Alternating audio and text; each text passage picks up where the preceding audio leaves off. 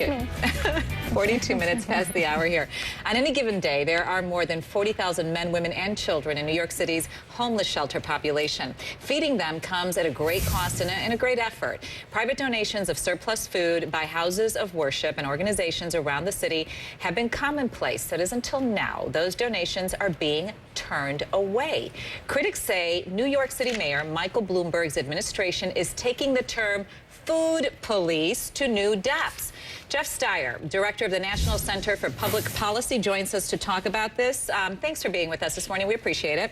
Thanks for having me on. Happy to have you on. Here in the city, there are people calling Mayor Bloomberg the food police, calling him the anti-salt mayor as well. What's going on? What are these rules? Well, the mayor has long tried to control how all of New Yorkers eat, whether it's the salt rules or the trans fat rules. Well, now he's come into the city's homeless shelters and decided, hey, as long as we're feeding them, we ought to control how they eat. Now, it's okay to set some nutritional guidelines as they've done, but they have recently begun turning away donations from synagogues, houses of worship, all sorts of people who have been coming in, bringing in high-quality, safe food to share their bounty with these people. These are senior citizens, recovering drug abusers and alcohol abusers whose hearts and stomachs are warmed by some of this surplus food that is being voluntarily brought by community members. It makes them feel like part of the community. And now the mayor has said, hey, we're controlling how you eat. You will eat this, you won't eat too much, and we're going to control everything that you eat.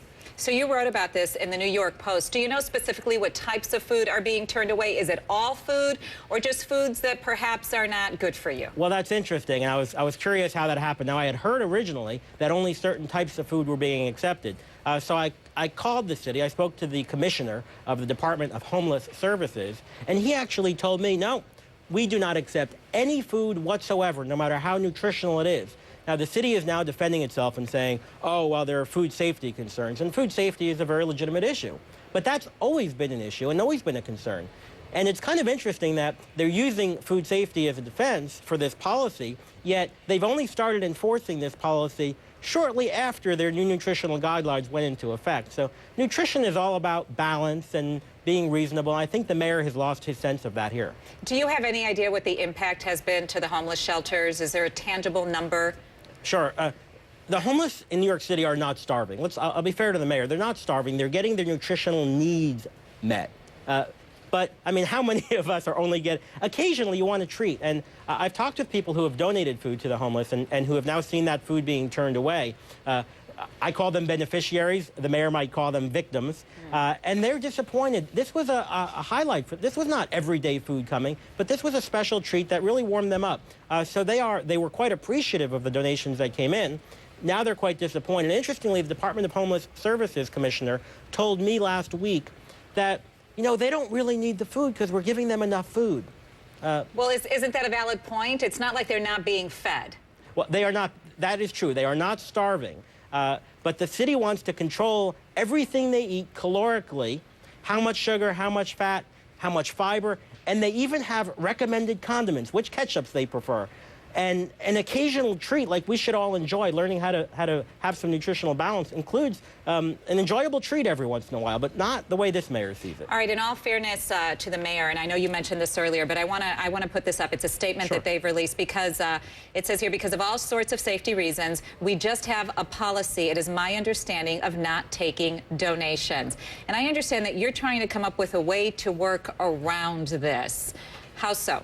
Well, food safety has always been a legitimate concern. We're not encouraging people to donate old food that's been left around. That hasn't been what's happening. But how do you police that, right? That would be really complicated to do. Well, the food that's coming in is, for instance, the synagogue that I go to on the Upper West Side has been donating a high-quality food, surplus food from events. That's food that they serve their own members. Pretty expensive food and pretty tasty. I've had it. And so but how do you pick and choose? I mean, quite honestly, how do you pick and choose where you accept the donations from? If the city were willing to allow this type of food to come in, they could find a way. For instance, they could have authorized contributors. They could have groups that have been certified for food safety.